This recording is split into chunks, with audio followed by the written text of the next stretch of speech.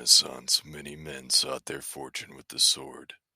Many died a violent and anonymous death, but a rare few covered their names with glory. The Italians called these men the condottieri. These are their stories. On the last day of the year 1516, the imposing Gonzaga Castle in the heart of northern Italy hosted one of the most famous duels of the Italian Renaissance, a clash of steel between two famous warriors, Ugo Pepoli of Bologna and Guido Rangoni from Modena. The duels of those days were public affairs, and the host of this duel, the Marquis of Mantua, had arranged a field where the leading lords and ladies of the land could come and watch. And come they did, by the thousands. The silk-clad lords of Venice rubbed elbows with the hard-eyed warlords of Romagna. So too had come the ladies of Romagna, a land so violent that even the women were known to don armor and guard the ramparts. We can imagine the contemptuous expressions they directed at the bejeweled ladies of Venice gathered around the barriers. On the day of this duel, this vast multitude of spectators gathered around the long wooden fences of the dueling ground and gossiped with nervous anticipation. The chatter came to an immediate end with the shrill cry of a long bronze trumpet. The crowd rose to its feet, and for a moment the only sound was the snap of flags in the swirling wind. Then the crowd heard the soft clatter of horses slowly walking toward the assembly. These horses bore Rangoni and Pepoli, both wearing long purple and gold cloaks trimmed with fur. With the grace of skilled cavalrymen, they swung down from their mounts, entered the dueling ground, and walked to its middle to speak with the judge of the duel. In a loud voice, the judge read out the charges of the duel and enumerated the insults made against Pepoli by Rangoni. The judge pleaded with the two men to settle their grievances with Christian virtue. Both men angrily refused. Having expected such a response, the judge asked the challenged fighter, Rangoni, to state the rules of the duel. Rangoni declared that the warriors would fight with swords as their only weapon and a gauntlet on the left arm as their only armor. Then he added the second and most important stipulation. The fight would be to the conclusion, that is, to the death. Excitement buzzed through the crowd. No one had ever seen or heard of such a duel. The crowd was filled with experienced mercenaries and knights, many men who had worn the blood of their fallen enemies upon their clothes, yet none had ever heard of a duel fought to the death without armor. Once Rangoni and Pepoli retired to nearby tents to prepare for the fight, the judge rapped his staff upon the wooden platform where he stood and made a declaration to the crowd that received the full attention of all. "When this duel begins, you must all be silent. Upon the pain of death, none of you must cry out when a wound is given or received." Guido Rangoni was the first to emerge from his tent. In his right hand he held a sword, while a brown gauntlet of bronze covered his left hand. His many supporters in the crowd cheered as he took his place in one corner of the dueling ground, while those against Rangoni made insults about his short stature. A few moments later, to the cheers of his own supporters, Ugo Pepoli emerged from his tent. He was dressed almost identically to Rangoni, save for one crucial difference. A net made of gold thread lay upon the crown of his head, a net that kept his long hair in a bunch. As both men presented themselves before the judge again for final approval, Rangoni objected to this net of gold. In the manner of a man used to commanding troops, he said, "Tell Pepoli he must either cut his hair short like a man, like mine, or else tie up his tresses in a knot." Rangoni's supporters broke into laughter at this insult. This laughter turned into jeers and uproar as Pepoli ripped the threads from his head, and all those present saw the true reason for the net of gold. Pepoli was newly bald. Another loud blast of the trumpet ended the jeers and the noise. Without a sound, the crowd watched the two men retire to their respective corners. Then, at a signal from the judge, Rangoni and Pepoli emerged and stalked toward one another on the cat-like feet of skilled fencers, their swords glinting in the winter sunshine. The duel had begun.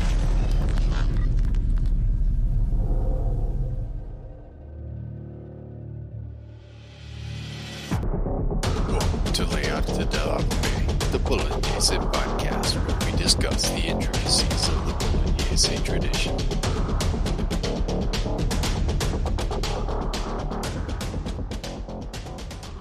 Thanks for that, Stephen. So why are we doing this? What are we looking at here, and why are Guido Rangoni and Ugo Pepoli so important?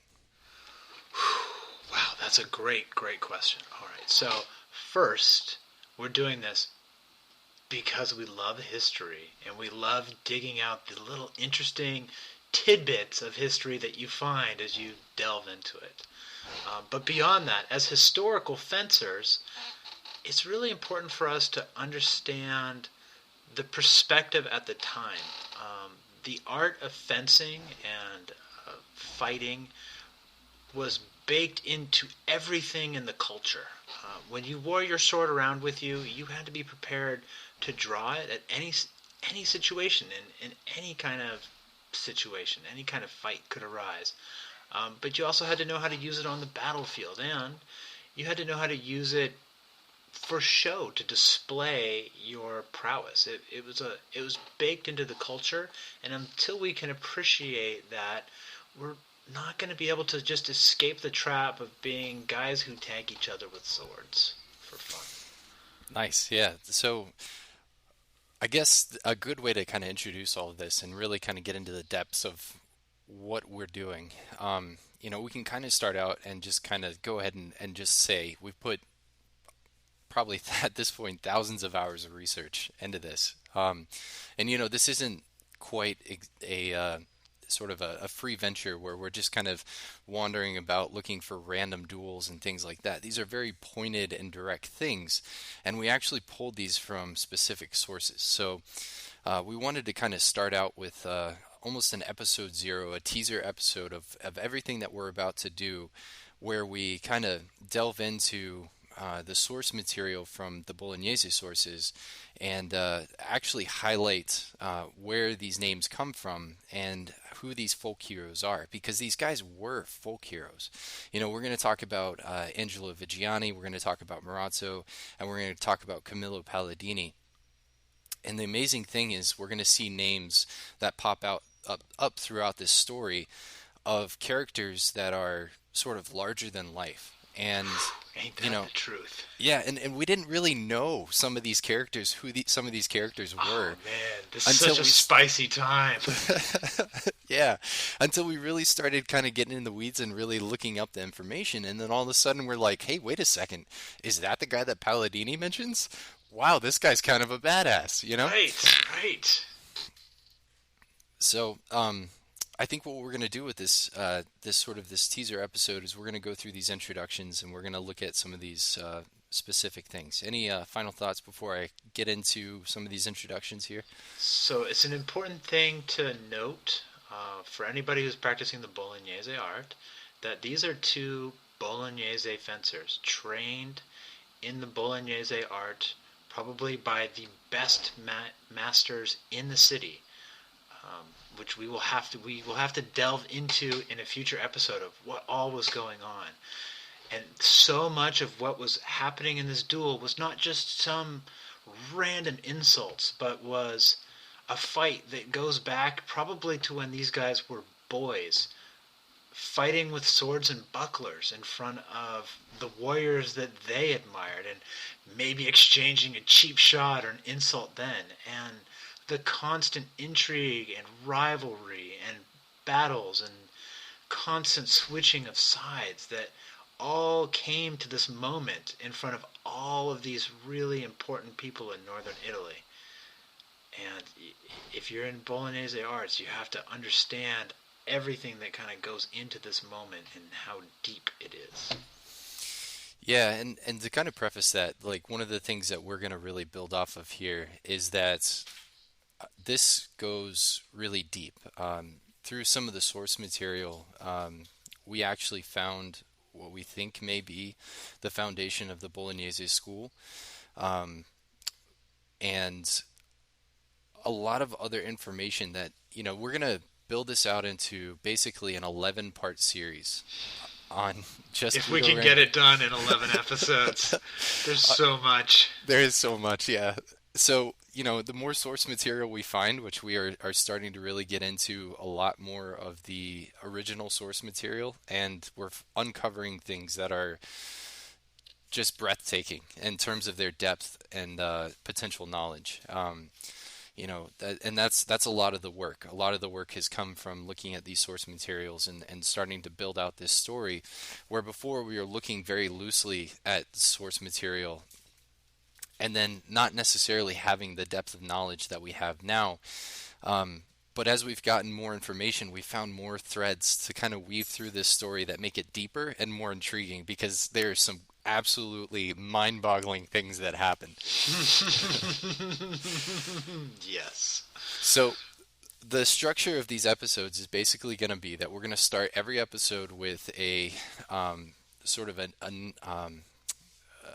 free-form narration of a story that relates to and gives the timeline for the build-up of this, and then we're going to talk about specific details that sort of come out of that story. We've taken a few liberties with the way that we're telling this story, so it's not all 100% there, but we'll call out anything that we take as a liberty in the future and in future episodes. So if we decide to add a little bit of intrigue to a story, we'll let you know when. So I guess from there, we're going to go ahead and kick this off. So I wanted to start this one with Marozzo's introduction, because Marozzo gives us a tremendous amount of information. And I'm going to do my best to read this in my old man Marozzo voice. So we'll see how this goes. All right, ready? Let's do it. I began this little work of mine, which in truth is nothing fancy, but is very useful, if I'm not mistaken, a long time ago, wherein I methodically discussed the considerations and ploys that arise in dealing with every kind of weapon, of which it can be said that they have proven to be utterly essential, as they have been found to have been very praiseworthy in every age, including our own, owing to their frequent use for preservations of one's honor. Having begun this work in my early youth, as I said, I have indulged myself in this final age of mine to grant it its final completion, and to send it forth to the community of man for their knowledge and use, so that responses thereunto may come to me, regarding not only those things that were shown to me in this art by the very practitioner thereof, the Bolognese Maestro Guido Antonio de Luca, from whose school it can be said that more warriors emerged than are said to have from the Trojan horse, but also all those things that I have learned in any way from wherever else, as well as those things discovered by me that very sure experience has often confirmed to me to be true, experience which cannot be achieved in any small number of years, and is required more in the undertaking than in any other, given that this is more dangerous than any other, and that means, therefore, the most serious disputes are decided among the great. However, many hard lords befell me while bringing the said publication of this conclusion. For the aforesaid reasons, I now find myself determined to undertake another, because I wish to dedicate it to someone, almost an earthly deity, under whose favor it can be safe from the bites of the envious, as the saying goes, to proceed into the hands of man and to pass into the coming ages.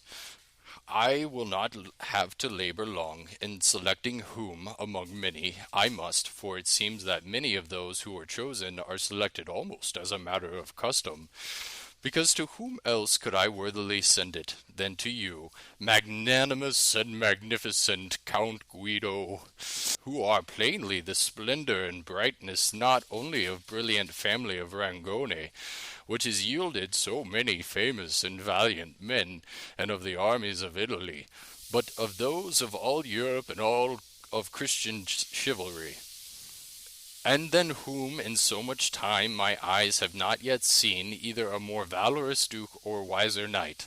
From this I derived a very sure indication, from which necessarily arose an equally firm hope, since the time in which you were acquiring this very genteel art under the instruction of the aforesaid Maestro Guido Antonio, whose teachings, being essential to your dignity, you were practicing until, with your glory, they were carried to the stars.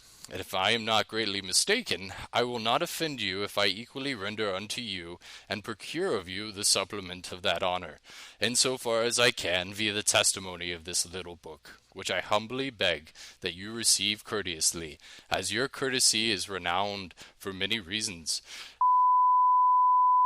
This part edited for excessive ass kissing. Whew, man, that was one long run-on sentence. Thank you, Marozzo. That guy needed an editor. He needed an editor so bad. So bad. That was insane. I think there were a total of 2 paragraphs in there. Or I mean, there were 2 periods in there. So, yeah, thanks, Marozzo. All right, so what do we get from that, Stephen? That's a lot. First of all, we'll definitely put that in the show notes so people can read it. But for those of you who are just listening on the podcast, what are some of the sort of the key things that we can probably take from that? Well, I think that obviously the first big takeaway is that Guido Rangoni was a very important man, and it seems somebody to whom Achille Marozzo was attached in some fashion. Yeah, they were quite well acquainted. So it would seem. Yeah, they were essentially the same age, and likely studying under Maestro Antonio De Luca at the same time. Most likely at the same place, at the casino. Yeah, and we'll talk about the casino here in a minute. So, I one of the things that stands out to me too is obviously the awesome tagline of the Bolognese maestro Guido Antonio De Luca, from whose school it can be said that more warriors emerged than is said to have emerged from the Trojan horse. It's such a cool line. Oh, that is such a cool line. That's absolutely the best line of all. And it seems like the more that we dig into this, the more we find instances of people who are potentially Bolognese practitioners. Now, our next source is, the guy who really starts throwing names out and associating them with this system of study. Talk about a name dropper, Viggiani. Oh, God. Oh, my God, man. It's scantless. Yeah, but, this is the interesting thing that I find about Viggiani. Is that, he's writing for Charles V when he's originally writing his treatise. Of course, it's not given to Charles V. It's published posthumously by his brother. But he's writing for Charles V.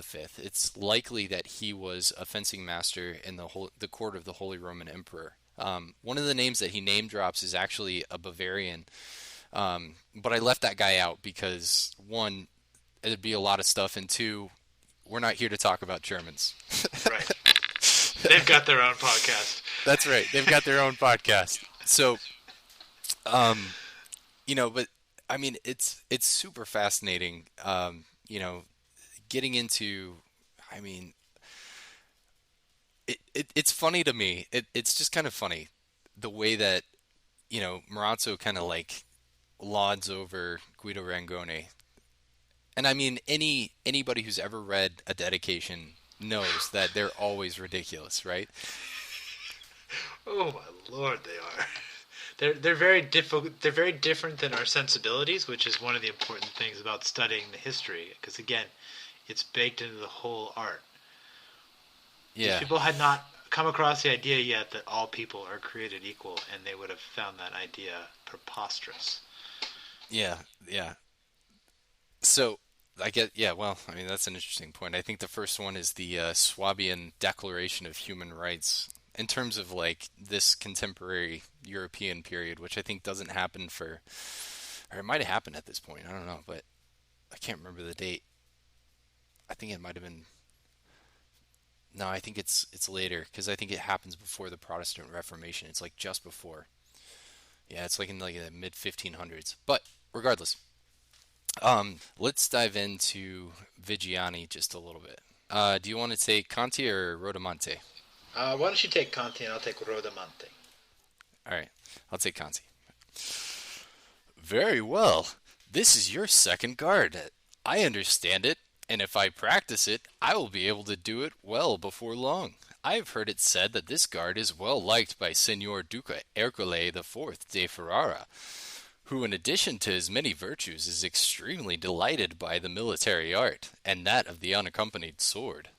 That is quite reasonable, because as this guard is the quickest to hit, it suits a knight who is so quick and desirous to strike his enemy, as the Signore Duca was both in the joust and in public combat when he was practicing, even though he always succeeded in maintaining the peace for his people. I've always heard him celebrated as such, and infinitely commended, and I hear that in writing he is hailed greatly as well. Hailed, certainly, and it is no wonder, for he is among the ideal and wisest princes that this age has. So, should we go ahead and spill a little bit of dirt about the origins of Ercole d'Este here? Yeah, let's dish a little bit. All right, so there is there's a pretty scandalous rumor as to how Ercole d'Este actually was brought about. Ercole d'Este obviously is the son of Alfonso d'Este, allegedly, and there's a rumor that his mother, Lucrezia Borgia d'Este, had an affair with the Marquis of Mantua, Francesco Gonzaga. And, well, actually, it's not a rumor that they had an affair. They definitely had an affair, but there's a rumor had an affair. The kind of affair they had may not have been the sort conducive towards making children. Yeah. There's a rumor that this child is not of Alfonso. Now, this actually led to the death of an innocent man who was acting as the intermediary between these two, one Ercole Strozzi. Ercole Strozzi. Strozzi. Yeah, that's why you're here, man. You hear that? My BS Italian pronunciations. Strozzi. So Ercole Strozzi, who was a poet living in Ferrara, and he was acting as an intermediary, writing letters between Lucrezia Borgia d'Este and the Marquis of Mantua, so that way they could write in secret and everything was coded. Well, it just so happens that Alfonso d'Este found out about one of these letters and found out that it came from Ercole Strozzi, and he had Strozzi taken care of.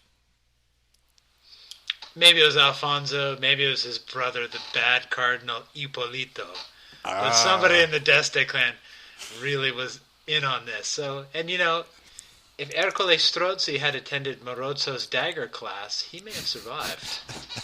Yeah, so Strozzi was a cripple, and he, next to his dead body, which was laid out in the streets, so everybody found it in the morning after his murder, laid beside him very neatly was his cane and a lock of his hair, and he was said to be one of the most beautiful men you had ever seen. Like, he was incredibly handsome, and of course it made Alfonso incredibly jealous, even though Alfonso had other love affairs of his own, most notably his cannons. Yes. So big, so smooth, so hard. Oh man. Yeah. So oh man. So yeah, there's definitely a little bit of intrigue here with the origins of Ercole d'Este, and but later on he actually becomes really important because he would have been the Duke of Ferrara at the time that Angelo Viggiani was writing, and so they probably had a personal relationship. It could be speculated that they had a personal relationship, especially with Viggiani's connections. Quite possibly, yeah.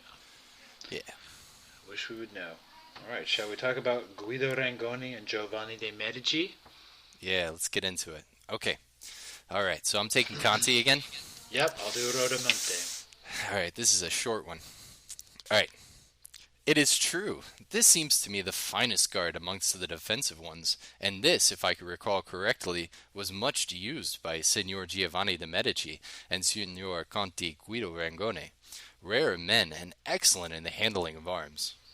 Oh, you speak the truth. I have seen it used by the Signore Conte Guido, a man not very tall of body, although towering in valor, and chiefly with the unaccompanied sword.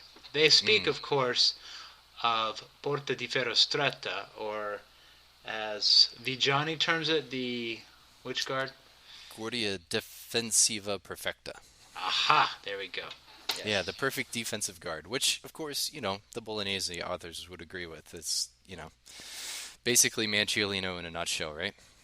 That is, yeah. Anonimo Bolognese says, this is the guard in which you, all valiant men, start taking the field. Oh, very nice. That's an awesome data point.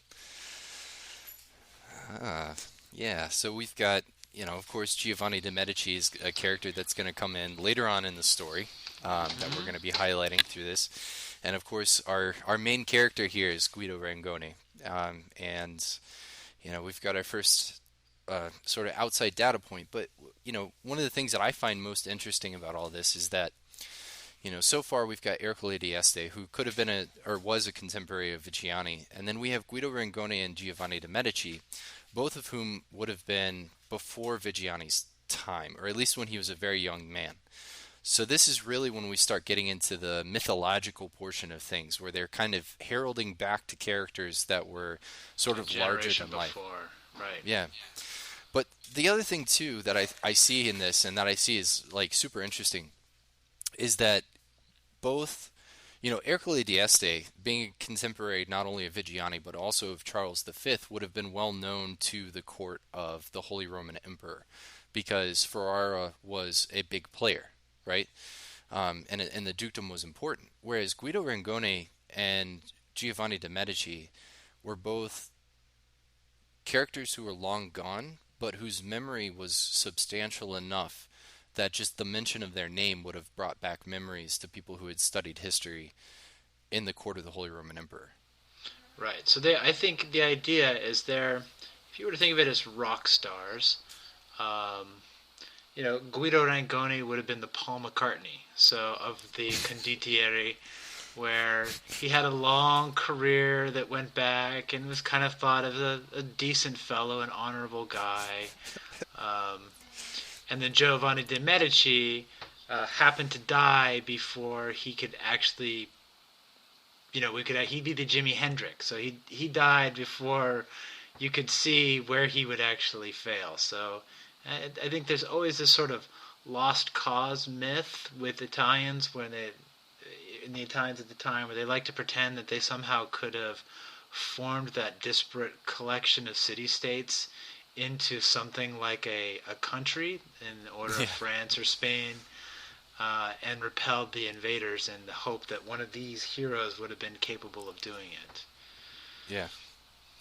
Which that's Machiavelli kind of thought, but which the cynic Guicciardini thought is just ridiculous, because he knew his people. He did, yeah. Yeah. Of course, then we have Julius II, who wishes to make everybody, put everybody under the heel of the papal state. And of course, we will talk about Julius. Oh boy, will we talk about Julius.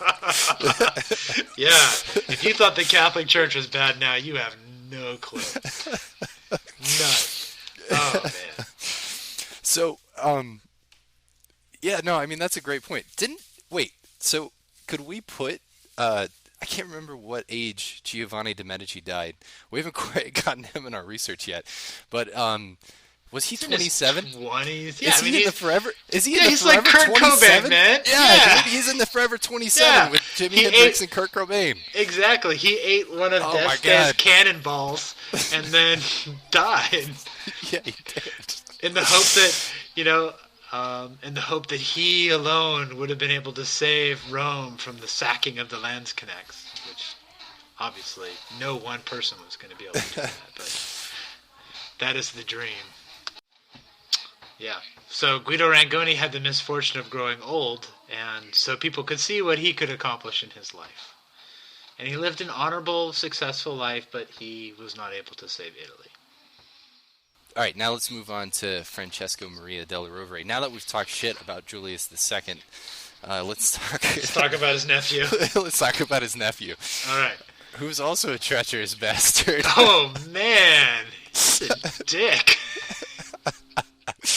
All right, so We only have Conti on this one. You want me to just roll with it? Roll with it, man. Roll with it. All right, here we go.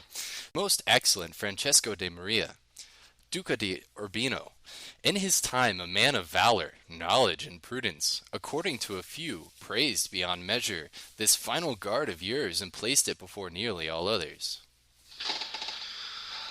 Well, you better praise it in his presence, because he'd kill you if you didn't tell him what he wanted to hear.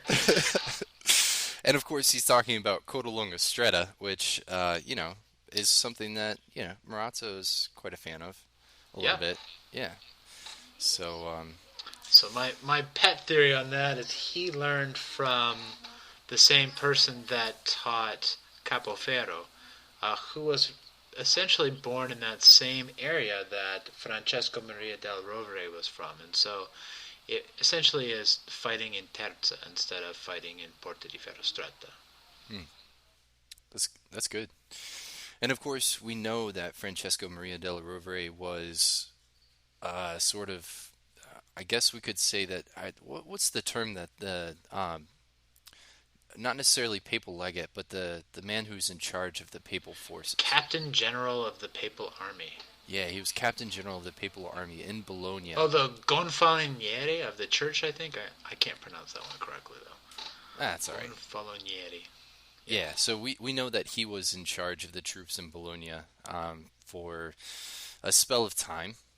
It could be that he trained under a Bolognese master while he was there, or a few of... Quite possible. Yeah. Or trained with. So he could have learned the art while he was there. All right.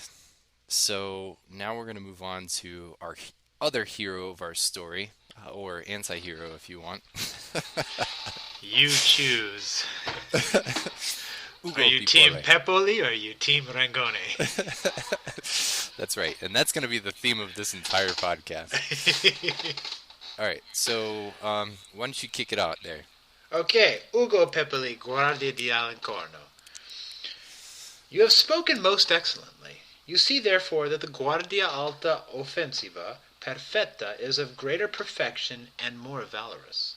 This is the most apt guard with which to harm the enemy with grave injury, and to defend oneself marvelously at the same time. If it happens then that the enemy should be smaller than you, and you place yourself in this guard, he would never put himself at risk by coming toward your directed point. And if he is clever, he will remain distant, because it is an essential trait of a good knight to consider well the equality or the inequality of his adversary. If the illustrious Signor Conti, Ugo, householder, man of such valor, art, and knowledge, that he is the chief Italian close to his most Christian majesty, has this guard for his favorite, and is well practised in it, being large of frame and well proportioned, he has good reason, because he has thereby among all other knights, allow me to say, the greatest advantage. Oh, you are correct, Conte. It is of great advantage to have so large a stature, and have well-proportioned limbs, and also to have cunning and great learning, as does Conte Ugo. Our Conte Ugo, in truth, conducted 1,000 wonderful enterprises, and has brought excellent fame to his country and distant lands. He is certainly a man with great heart and great judgment. They're so sycophantic. So why are we getting so much praise heaped on Ugo Pepoli?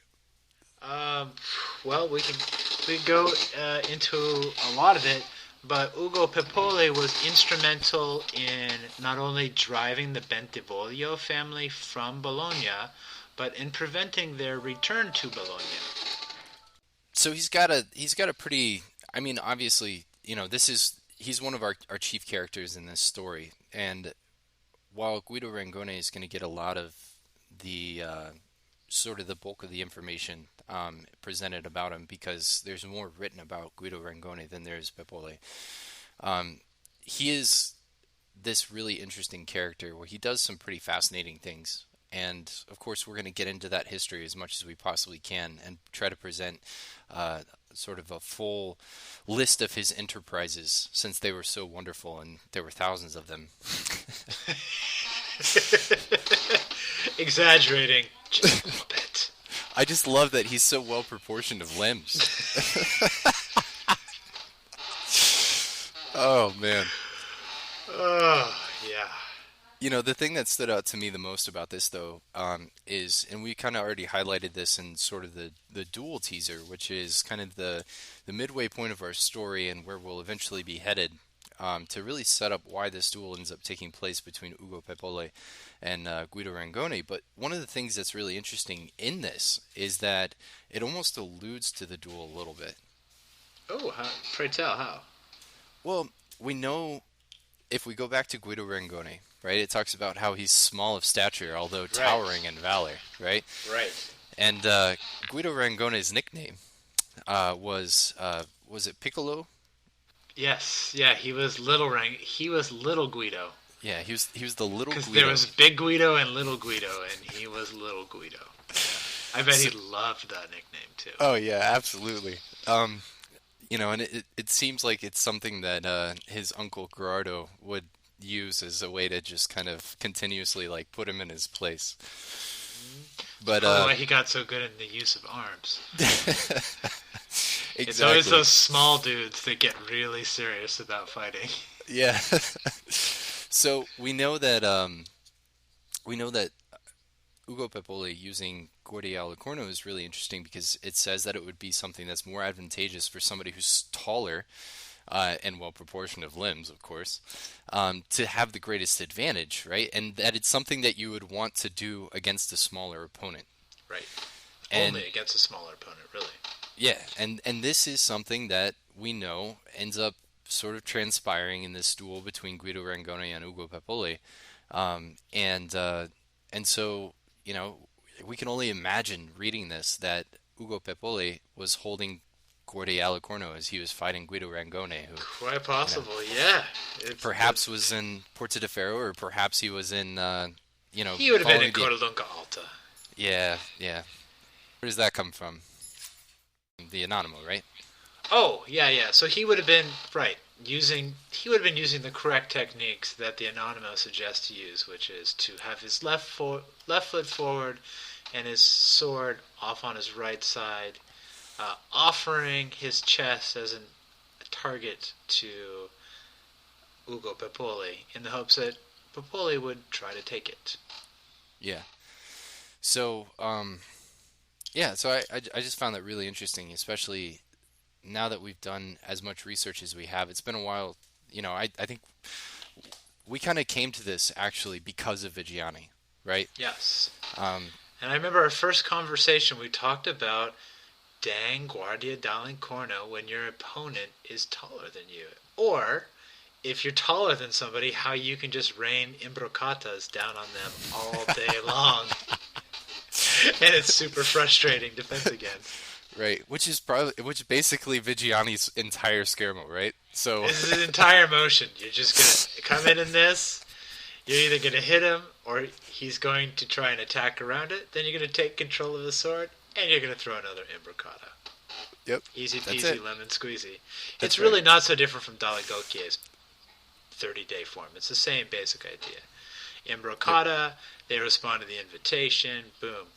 Curiously, the Anonimo prefers to follow that up with the false edge parry, but I guess we're kind of going off on a tangent at that point. No, I like that. I actually really like the Anonimo's take on that, where he comes back with that false edge and then comes back down with the cut across the arms. That's a good one. Yes. I use that quite a lot. I like that one too. Yeah. I also like the imbroccata as a provocation to the hand that he kind of starts that off with. Yeah, I don't really actually like attacking the deep target with the imbroccata personally. It's just too many things can go sideways. So you kind of depend on your opponent acting the way you want them to and not necessarily how they do, which is random. It's hard to control, to do anything random when somebody's stabbing your hand. It's just... Yeah, interestingly, I've actually found... So the Riccardiano, the Anonimo Riccardiano, which is a Florentine source, actually relies on this a lot, where he does the imbroccata just a shit ton. And it's pretty wild because his entire, the way that he uses the imbroccata is always after you've already gained control of your opponent's sword, which is fascinating to me. But that fits exactly with what you're talking about. It's Right. perfect.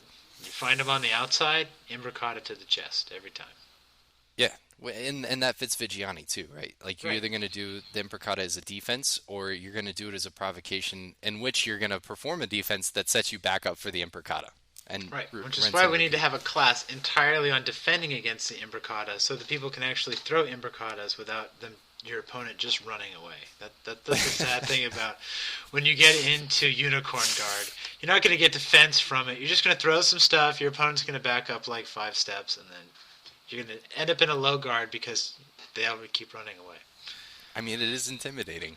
It's what he says to do. If they're sensible, they'll just back up. It's like, Yeah, pretty that's much. true. Yeah. Yeah. Although Francesco Maria della Rovere's position of Codalunga Stretta is pretty solid against the imbricata.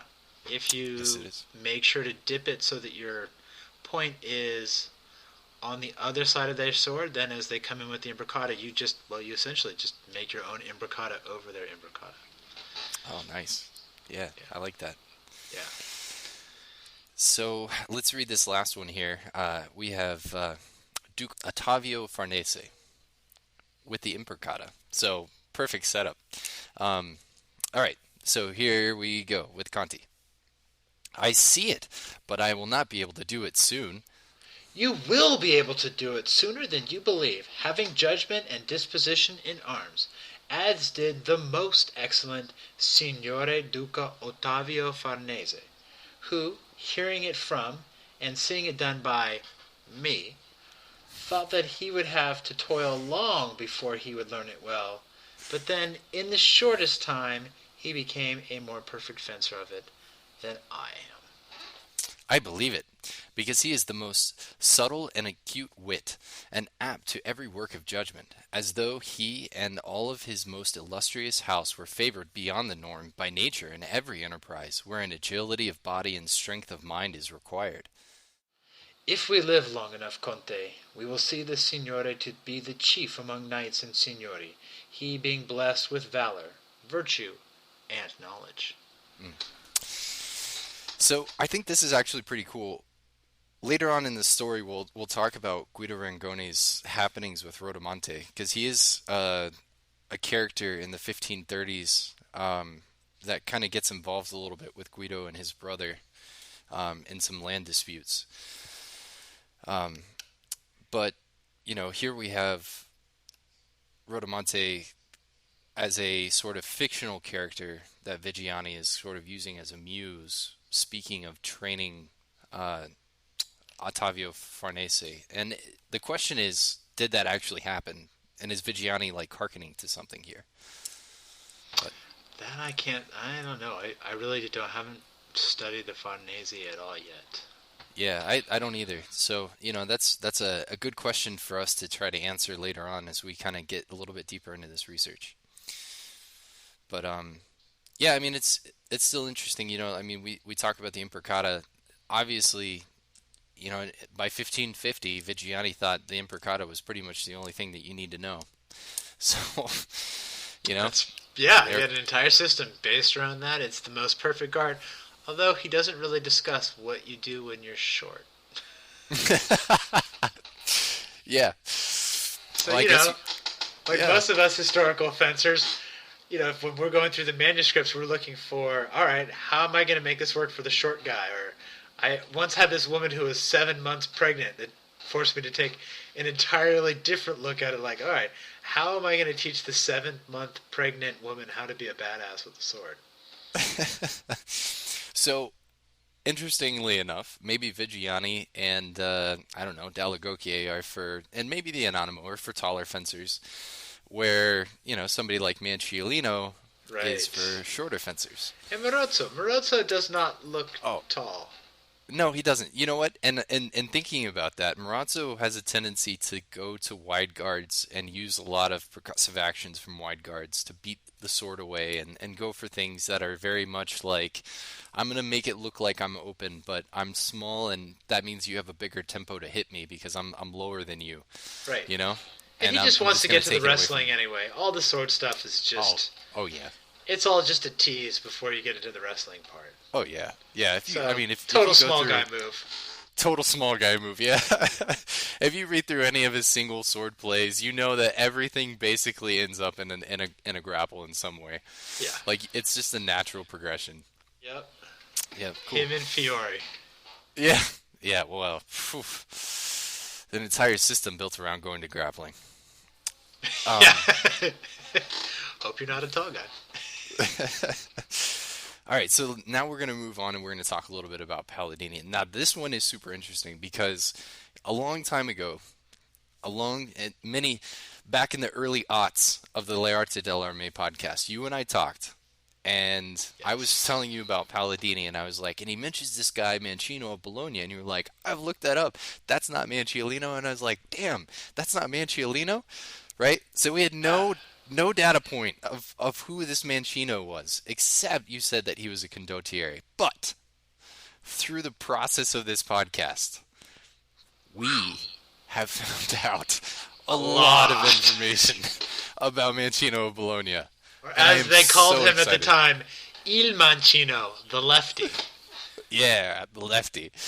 So we have the Phil Mickelson of fencers here, the legend. Yeah. Who dies in the greatest death of glory that you can possibly imagine. But we'll get to that later. We're not going to talk about that right now. So I'm going to go ahead and I'm going to just read through Palladini real quick.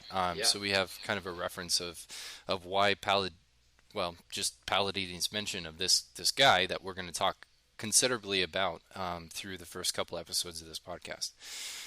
So Palladini says, it can only be beneficial if from the outset fencing masters observe this method of teaching their students how to move, so they develop the strength and control of their bodies, understand what they can gain to the inside, the outside, high and low, and every eventuality that might ensue when defending or attacking. In this manner they will become accomplished in the practice of arms, and not play haphazardly, conveying their intentions to their enemies as they move. These were the methods of the old masters, that is, the most excellent and celebrated among them, such as Tappa of Milan, the Beccaroni, Mancino of Bologna, and infinite other valiant men of this profession. So, it's really fascinating that, Tappa of Milan is mentioned somewhere else, and I think it's in Livino, if I'm not mistaken. Livino says that Tappa of Milan was literally the greatest sword fighter of the age, right? Livino's writing at about the same time these guys are, where he's writing in the 1550s, right? So that's relatively contemporary to somebody like Viggiani. I've looked for information on Tappa of Milan. I haven't been able to find anything, but I will continue to look throughout, whatever sources we're looking at, because I would love to know more about this guy, because we have two different sword fighting masters that mention this guy as being a total badass. So that's super interesting. But he's mentioned in the same breath of this Mancino of Bologna. And boy, do we have some stories from Mancino of Bologna. Yeah, so Mancino of Bologna, we won't get too much into it.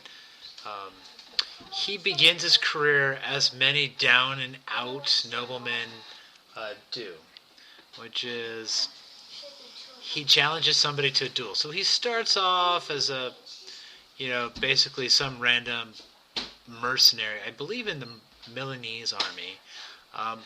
He gets into an argument or something like that, and they decide he's too much of a pain in the butt, so they kick him out. And so he decides that he needs to get back in, and he does it the most Italian way possible. He challenges somebody to a duel. Then there's a big celebrated duel, and he wins, and he fights with such valor and so valiantly that he gets a job. And a lot of these duels that happen are career moves.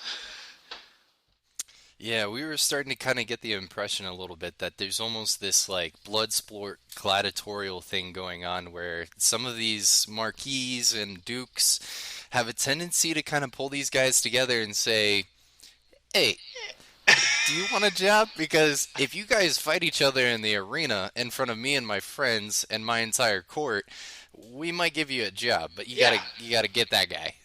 They get him. Yeah, and and it could also be that there's just only so many guys that are not going to recoil in fear from a sharp blade, Yeah, and there's no proof like actually doing it.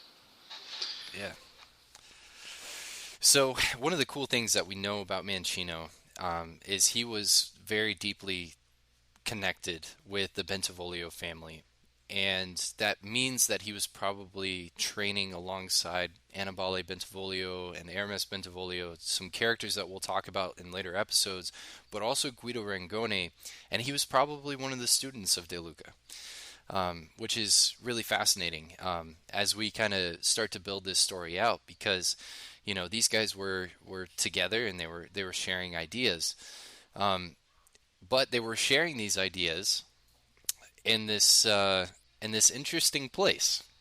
So let's kind of talk about this a little bit. Okay, let's talk about the founding of the school and the thing that we found in Ghirardelli. Yeah. So you're the one who found it, man. Tell us. Well, to be fair, you found the data point first and Annibale's timeline. I found it in the source document, so I get second credit. You get first credit. You found this information. So in 1496, Annibale Bentivoglio built at the Palazzo di Borgo della Paglia. Did I get that right? Paglia. Paglia. Paglia. That's the GL again. Dang The it. GLI, man, is tough. It is tough. All right. Palazzo in Borgo della Paglia. Yeah? All right. Yeah, that's great. And I he mean, by named my standards. and he named it the casino, which is cool, right? So cool. Yeah, The little house. So we know that he created this. It's a series of houses, basically, right? It's and they're all connected. But in that, he started a school of fencing where he could exercise weapons and bring his knights, and they could train together.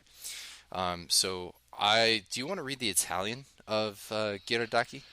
Okay, I apologize to any Italians listening. I'll do my best. Annibale frattanto fece fare un palazzo nel borgo della Paglia, nominandolo il casino, e questo lo faceva fare per suo diporto e degli amici suoi per potervisi e con l'armi esercitare e fare altre simili cose. And apologies to anybody who that makes absolutely no sense to because I'm the one that did the transcription of that. And that's a direct transcription of the original Italian. So if it sucks, that's totally my fault. I'm so sorry. So our translation of that, our loose translation, our Google translation, not Steven's translation. This is me doing this. Meanwhile, Annibale had it done in the Palazzo and Borgo della Paglia, naming it the casino. And he made him do this for pleasure and his friends to be able to, and with his weapons, exercise and do other similar things.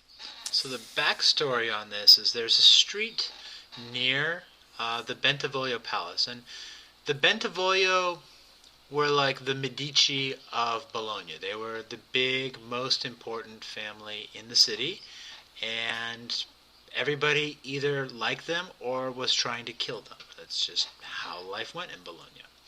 So he had his knights living in a series of houses not far from the Palazzo of the Bentivoglio family, and at the end of the street, Annibale had this palazzo for practicing with arms built.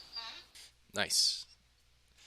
Yeah, so we're starting to like pull together all these really interesting data points, and once we had the location of this, because you found the actual location, right? I did, yes, yeah. And it's still standing. It's got a lot of graffiti on it. Sadly so, yes. Yeah, but it's still there. Yeah, there's some debate as to whether this is the building or not. It's where he talks about it, and there's some early 16th century art from people that would have been the kind of painters that were around at the time, that is inexplicable. And when I'm imagining this place, I usually imagine that when you walk into it in the old days, there was a big picture of a Trojan horse in the foyer, with men descending out of it with swords at the ready. I love that. So we know that at least according to information and research that Richard Cullinan had done, that Guido Antonio de Luca, when he was living in Bologna, lived in Santa Maria della Murettelli. Right? That city, or that area of the city of Bologna, is a 9-minute walk from the casino. 9 minutes. It's a nice commute. Not bad. Not Yeah. bad. It's a good place to live if you're working at the casino And teaching Annibale Bentivoglio and all of his ilk. So it's important to, How to another fence. thing to remember is that Guido Rangoni was the nephew of Annibale Bentivoglio. Yep. So it seems that it would have been very odd for him to have not been learning at the casino. And another interesting thing, and this kind of goes into the history of Aramis and Annibale Bentivoglio, but prior to this, when Annibale and Aramis Bentivoglio were taught fencing, they went to Ferrara to be trained how to become knights. Right. Right? Right. And so this was the foundation of Annibale bringing localized fencing to the sort of, I guess you could say the family offshoots of himself and his brothers and, their cousins and perhaps other people, because we know that Marozzo had studied under De Luca, and kind of pulled them all together so that way they could train. And this was founded in 1496, right? Annibale trained in Ferrara as a knight, I believe, in 1494. Was the data point that we saw? No, was it earlier than that? 1470s, way 1470s. Oh, yeah, right, because he's Annibale older. Yeah. So he would have been training in the same court that Fiore de Libere was apparently teaching at. And also probably through which Vadi was connected, as Vadi seems to have been a vassal or an employee, at any rate, of the d'Este family. Right, yeah, the Dieste had copies of Fiore, but Fiore was probably long gone at that point. Right. He was their ancient master. He was their Tapa of Milan, or their Marozzo. Right, and they had multiple copies of Fiore. And so we do have, through this, the real potential for deep connections between Fiore as a sort of inherent foundation of the Bolognese system. And so I think what's important to note about this time is 1496 was shortly after the French began their great party in Italy. So in 1494, the French army invaded Italy, essentially, and among the troops they had was a large supply of Swiss pikemen. And this was an unusual feature in Italian warfare at the time, to have large bodies of highly skilled infantry that were very hard to fight with. And so one of the things I suspect that was going on at the time, and this is something we'll talk about in future episodes, was an attempt to figure out how to turn Italians into effective field infantry. So the Italians were very skilled at defending their cities, absolutely. But in the field, it really belonged to the knights, and there was a lot of pressure among the Italians, or a lot of interest, I should say, to develop something that could stand toe-to-toe with the Swiss and those that would follow them, like the tercios of Spain and the Landsknechts from Germany. Yeah, and so there's multiple military revolutions that end up happening as a result of the French basically coming in and just kind of kicking everybody's ass, including the Spanish, right? We know that Gonzalo Fernandez de Cordoba, who's known as the Great Captain, was the great sort of innovator of the Spanish forces. And one of the innovations that he made, which, by the way, just as a quick mention, since we're bringing up his name, Manciolino dedicates his treatise to the son-in-law of Gonzalo Fernandez de Cordova. Oh, I did not know. Cool. Yeah. And what was his Small world. military? What is his military innovation? His military innovation to the Spanish army was incorporating sword and buckler soldiers and sword and rotella soldiers into their pike formations to counter the pikes. That doesn't sound like anything that could have been related to Mancellino No. at all. Mancellino Not at all. demonstrates no interest in the sword and buckler or the sword and rotella. Yeah, so I don't know Nah. how we're making all these connections, but No, yeah. it's just all happenstance, right? It's all just a relevant. coincidence. So, Yeah, just a coincidence. There seems to have been there'll be a rivalry between different groups of infantry too, but and there would be infantry companies that would be coming from Bologna and joining in the fights as well, which we'll talk about in the future.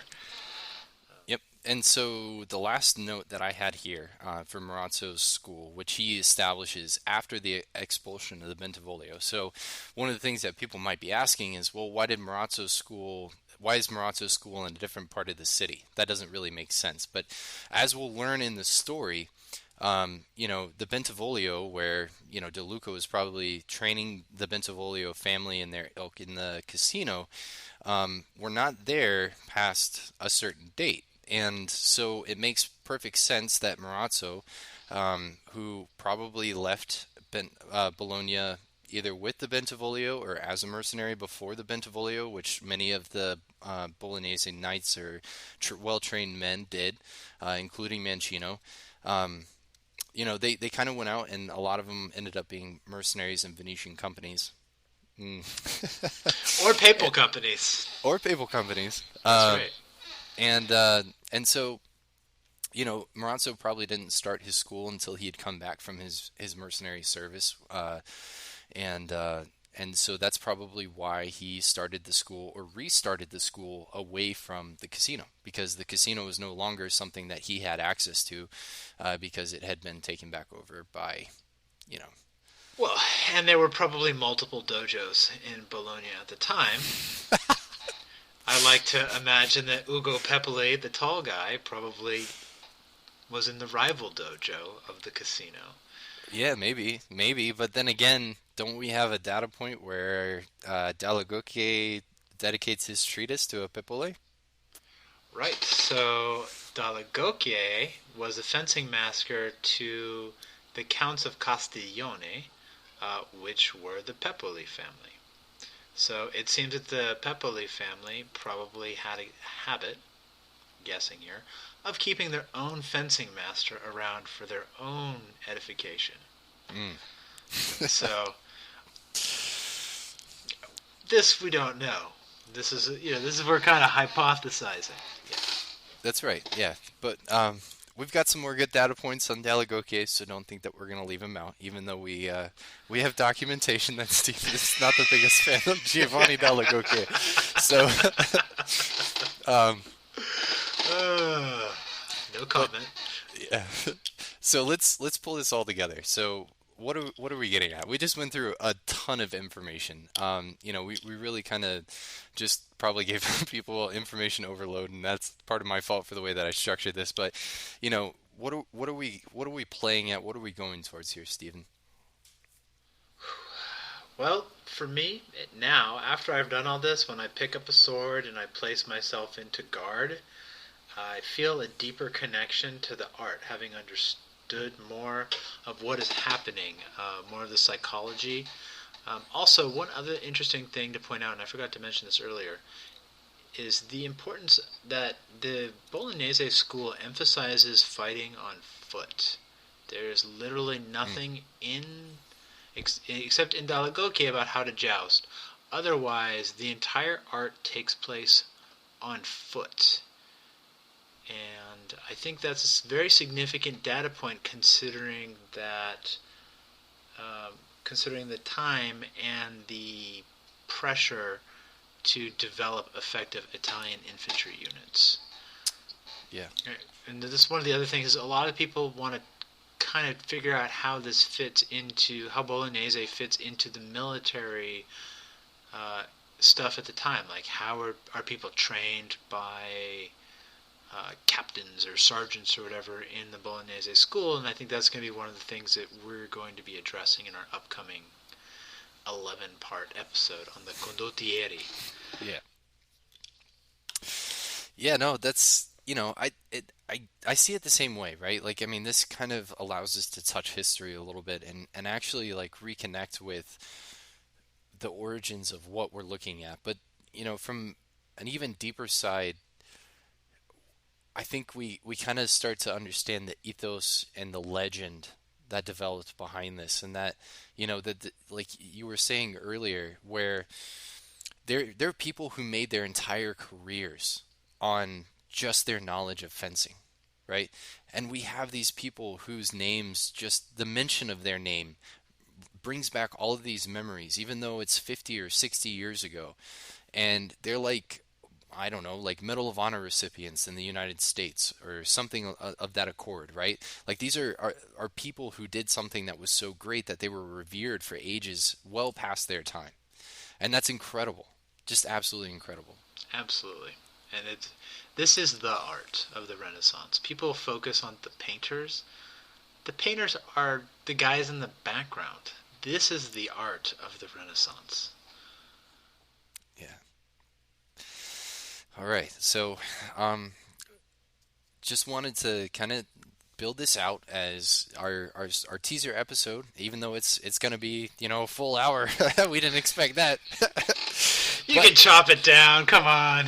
Yeah, this is our teaser episode, and we just really wanted to kind of introduce everybody to the overall structure and the idea of what we're going for and how we're building out these episodes, but also introduce you a little bit to some of the research that we've been doing, so you kind of know where we're headed. And looking at a variety of different sources, we've really tried to compile as much information as we possibly can to flesh out and build this story as much as possible, so that way you, as the listener and as Bolognese practitioners, have as much understanding and knowledge as we've been able to gain, and have that same sense of enrichment and understanding of the story.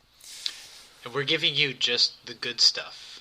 We're not going to tell you about how many goldfish there were in the Bentivoglio Palace.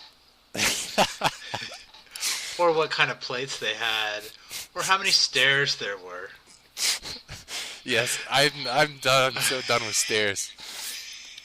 As Girodaki has told me, every stair that ever existed in the Bentivoglio Palace. Yeah, and going through Sanudo, I could tell you exactly how much the Venetians paid every month for every company in the Venetian army.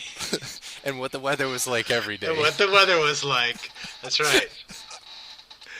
And what the war cry was for every battle that happened. Hold up.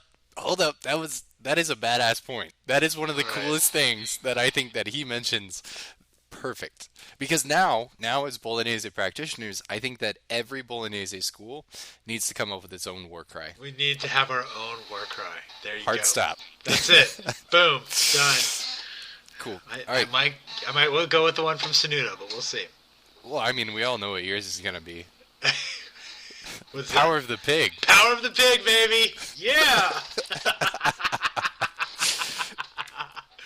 All right, and before we go, I just want to mention registration is open for our Bolognese event in Vancouver. I hope to see everybody there. We're going to be talking about some history there as well. I'm going to be doing a lecture, or at least part of a lecture, on the Bolognese part of Italian martial arts history. And we'll also be covering everything Bolognese possible at that event.